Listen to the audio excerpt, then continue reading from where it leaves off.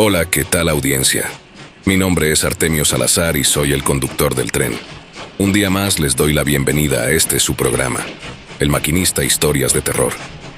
Así que prepárense un café, pónganse los audífonos y disfruten este relato.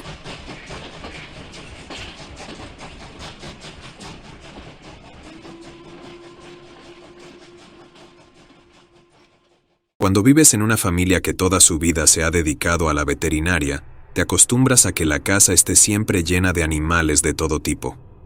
Este era nuestro caso. Mi nombre es Camila, y a pesar de los escalofriantes y aterradores hechos que voy a relatarles, nunca he perdido la pasión por ayudar a los animales, pues me viene de familia la vocación. Mi padre, Juan Carlos, es médico veterinario zootecnista y se hace cargo de varias cuadras de caballos pura sangre. Mi madre, María, por otro lado, tiene su propia clínica veterinaria a unas cuantas calles de nuestro hogar, que hace las veces de sala de recuperación y extensión del hospital. Actualmente tengo 19 años y lo que les contaré a continuación ocurrió cuando mi hermana y yo éramos muy pequeñas. Yo tendría alrededor de 8 años y mi hermanita unos 3. Junto con mis padres, acabábamos de mudarnos a esta colonia debido a lo tranquilo de la ciudad. Como en todos lados, en época de lluvias se vuelve un caos completo, y es especialmente en estas fechas cuando los lomitos sin hogar pasan más penurias y peligros. Mis padres decidieron recorrer la colonia y meterlos en una bodega que adecuaron como refugio para esas fechas. En esa época teníamos 2 perros, el Pinto y Lucas. Aunque Lucas era el más pequeño y parecía ser una cruza de varios caniches, era bastante escandaloso con los extraños, al grado de no permitir que ni personas ni otros perros se acercaran a nosotros. El caso es que todo iba muy bien con la idea de mis padres de refugiar a cuanto perro se les cruzaba en el camino. Sin embargo, curiosamente, el segundo año de eso, que fue cuando sucedió lo que les cuento, casi no hubo perros en el refugio. A lo sumo, 2 o 3 como máximo. Además, cosas muy extrañas comenzaron a suceder en la habitacional por esos días.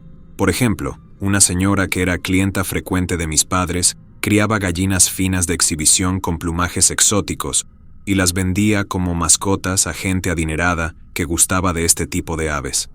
En una ocasión, llegó temblando hasta la casa y preguntaba especialmente por mi padre, debido a que él, al dedicarse más a animales de campo, podría estar familiarizado con la fotografía del animal que se metió a su casa y se llevó varias de sus gallinas, codornices y gallinas de Guinea, además de que mató a uno de sus pavos reales, pero no se lo comió, simplemente lo dejó allí todo deshecho. Al ver la foto, mi hermanita se espantó mucho, al igual que yo, y mi madre dijo que no sabía qué clase de animal era. Cuando mi padre llegó por la noche, le mostramos la fotografía, y su primera impresión fue de sorpresa, pues ese animal no se parecía a nada que él hubiera visto antes. Quizás la cámara se movió, dijo, y luego se quedó pensativo por días sobre la identidad de ese misterioso animal. Lo único que pudo asegurar eran sus rasgos evidentemente caninos. Lo que no concordaba era su fisionomía, pues más parecía una hiena o un lobo de crin que un coyote o perro. Pasó el hecho y ese animal no volvió a verse por la casa de la señora, pero curiosamente en la colonia, afuera de la habitacional, muchas personas hablaban en el súper acerca de que sus mascotas y varios animales de corral estaban desapareciendo misteriosamente. Lo más curioso del caso era que nadie se percataba del hecho hasta que era demasiado tarde. No veían entrar a ningún animal extraño o persona que pudiera haberlos robado. La policía municipal y la policía auxiliar coordinaron esfuerzos para patrullar en caso de que algún grupo de ladrones estuviera robando a los animales para venderlos. Un día de agosto amaneció lloviendo, se quitaba y volvía a llover, y finalmente, después de las 7 de la noche, un torrencial aguacero. Mi papá salió solo a buscar a los chuchos que pudieran estar desamparados bajo la tormenta, pero tardó mucho. Los relámpagos nos daban mucho miedo en ese entonces y, aunque mamá trataba de mantenernos calmadas, Anita comenzó a llorar levemente. De repente, escuchamos algo muy extraño. Entre los truenos podía oírse a lo lejos una especie de aullidos lastimeros y muy profundos. Por alguna razón, Pinto y Lucas se pusieron extremadamente nerviosos. Lucas, a pesar de ser tan pequeño, era más bravo que Pinto, que, aunque era de gran alzada, era más pacífico y hasta un poco haragán. Pero esta vez ambos miraban por la ventana hacia la calle, gruñendo y ladrando con las orejas totalmente erguidas y sus rabos también. Con los pelos del lomo erizados, miraban hacia la calle. Mi mamá se asomó para ver si podía descubrir la causa del disgusto de nuestras mascotas, pero en ese momento llegó papá. Quizás mi madre no se percató de que la ventana había quedado abierta, pero así fue. El misterioso aullido se escuchó nuevamente y nos dimos cuenta de que Pinto y Lucas se habían quedado en la habitación con nosotras. A Anita le mataba la curiosidad más que el miedo y se asomó agudizando la vista hacia la colonia. Dijo que había visto a un perro muy raro que estaba como herido caminando bajo la lluvia, que quizás era él quien se quejaba de esa manera tan espantosa. Pero para mí era diferente. Esos trágicos y agónicos bramidos tenían algo de infernal. Presentía claramente algo malo, pues cada vez que lo que quiera que estuviera allá afuera aullaba, mi madre subió y apenas nos iba a decir que bajáramos a cenar, cuando se escuchó nuevamente aquel espantoso aullido y luego varios disparos. Mi mamá nos tomó y nos alejó de la ventana, cerrándola definitivamente junto con la cortina. Luego se escuchó una especie de bramido como si una vaca se estuviera ahogando, y luego más tiros, insultos, y como si alguien lanzara rocas y botellas a algo en la calle. Debido al temor, cenamos y nos quedamos en el cuarto de mis papás a dormir. Mi mamá pensó que posiblemente era la gente del barrio tratando de linchar a un ladrón.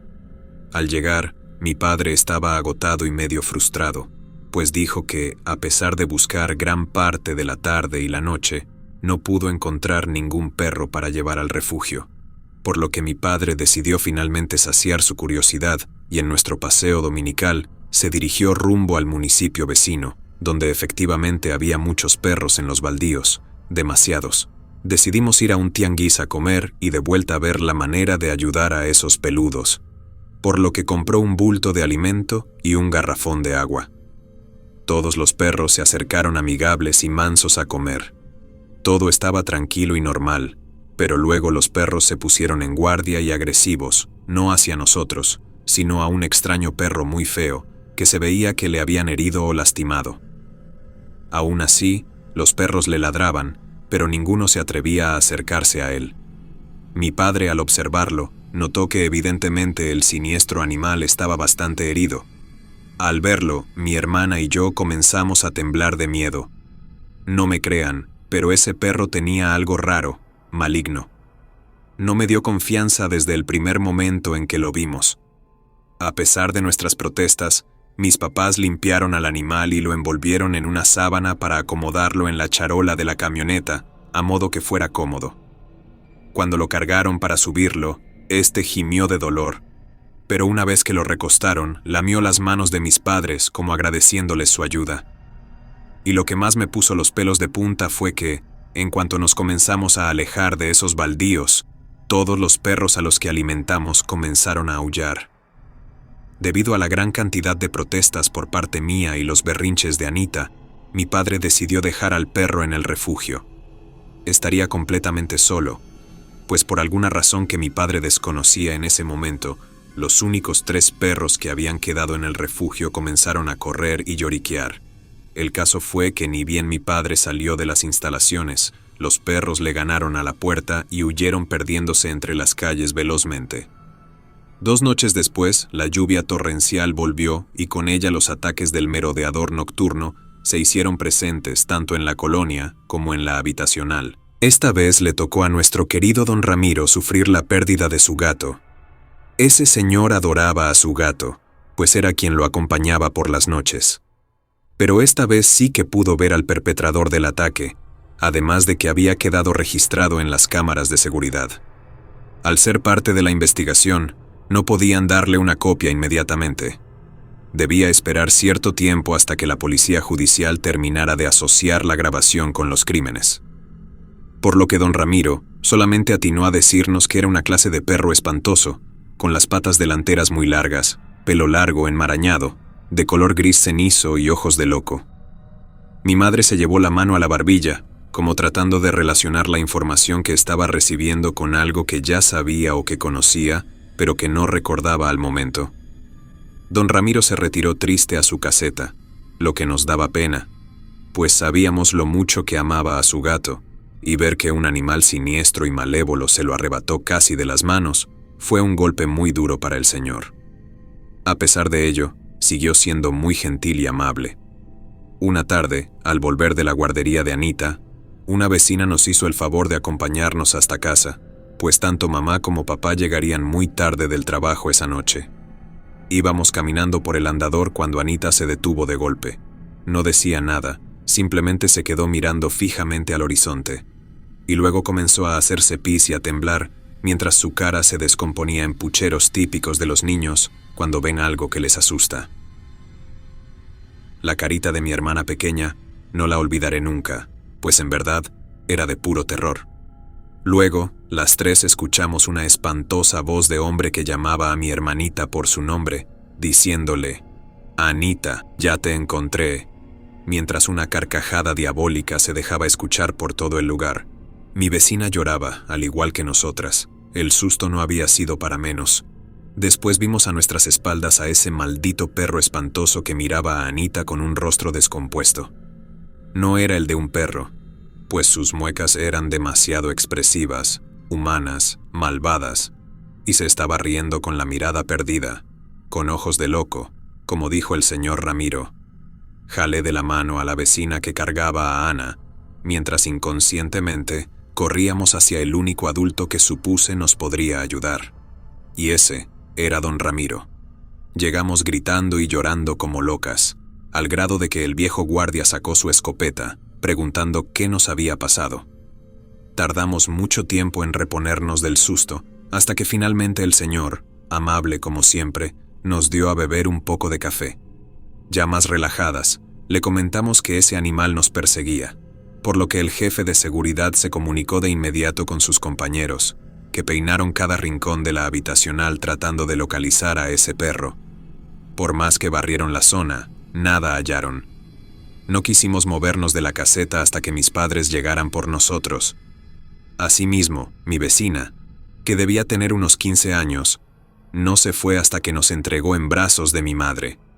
Cabe mencionar que la pobre, después del suceso, se veía enferma y muy mal, al grado que dejó de salir por mucho tiempo, como sabía que mi padre no me creería acerca de lo sucedido. Fue don Ramiro quien, a grandes rasgos, le dio a entender que algo malo había en ese perro que recogió. Pero mi padre simplemente asintió con la cabeza y nos llevó de vuelta a casa. Al llegar, mi madre le cuestionó sobre qué había sucedido. Mi papá, casi riendo, le dijo que eran fantasías de viejos, refiriéndose a lo que le dijo don Ramiro. Mi mamá no rió, de hecho, solamente se llevó la mano a la barbilla nuevamente. Allí comprendí que ese gesto lo hacía cada vez que analizaba información y trataba de relacionarla con algo que recordaba, pero no sabía cómo hacerlo. Finalmente, intenté asimilar las cosas como un malentendido. No sabía qué pensar, y menos ante la incredulidad de mi padre y las dudas de mi madre. El colmo de la desgracia se llegó en noviembre. Cabe mencionar que el año fue nefasto en cuestiones de clima, y cuando no llovía, hacía un frío espantoso. Fue precisamente una de esas tardes de frío que mi papá no fue a trabajar y unos extraños gemidos se escucharon en la puerta de entrada. No lo podía creer, era ese maldito animal que estaba a la puerta de nuestra casa. Ana se puso a llorar y yo comencé a protestar, pero mi papá, esta vez, hizo algo que en mucho tiempo no le perdoné. Me gritó diciéndome que me dejara de estupideces y que ese pobre animal no se trataba de un fenómeno ni de un monstruo. Pero pareciera que ni Ana, ni Pinto, ni Lucas, y mucho menos yo, le creíamos una palabra a mi padre.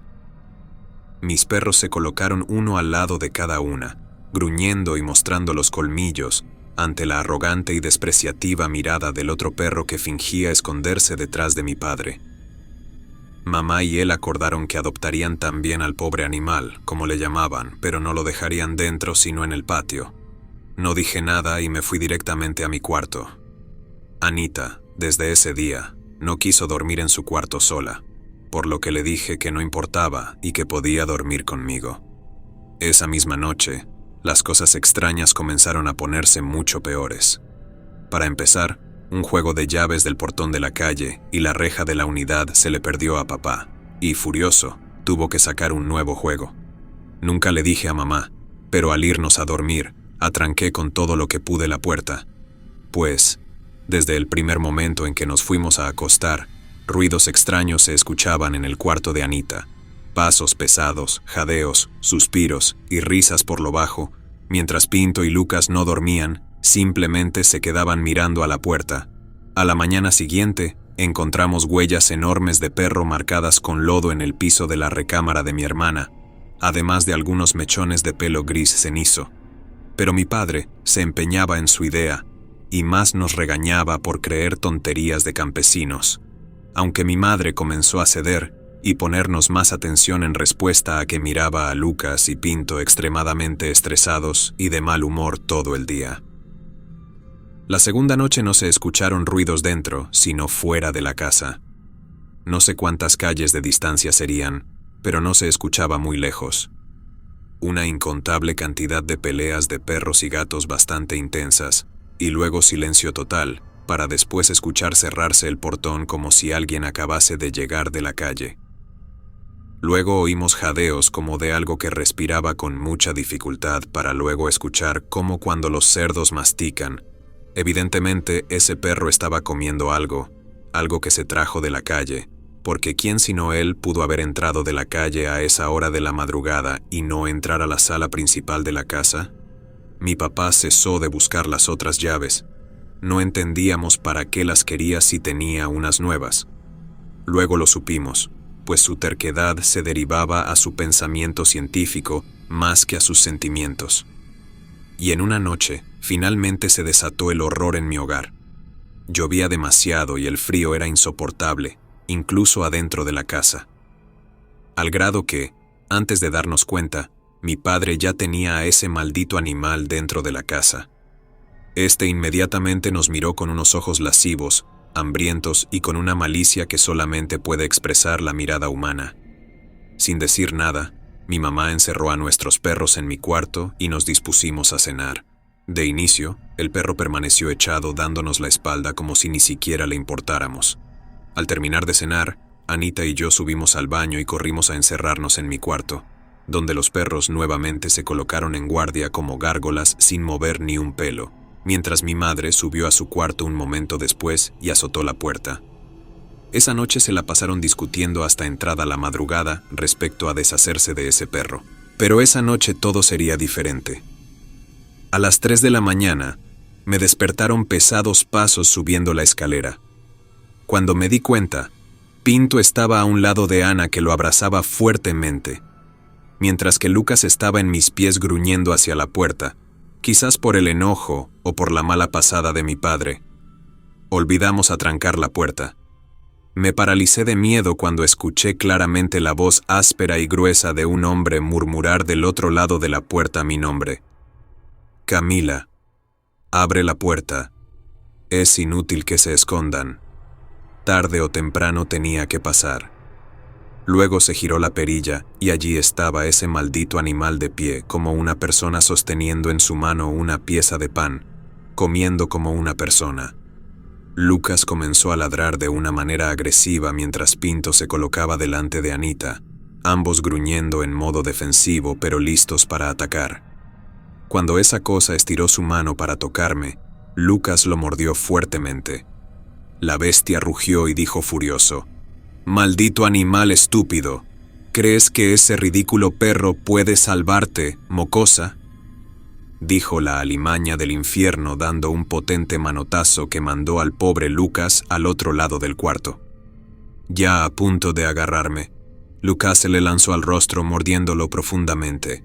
Nuevamente el monstruo se enfureció y golpeó al perrito fuertemente, pero este no cedía ni un milímetro su defensa.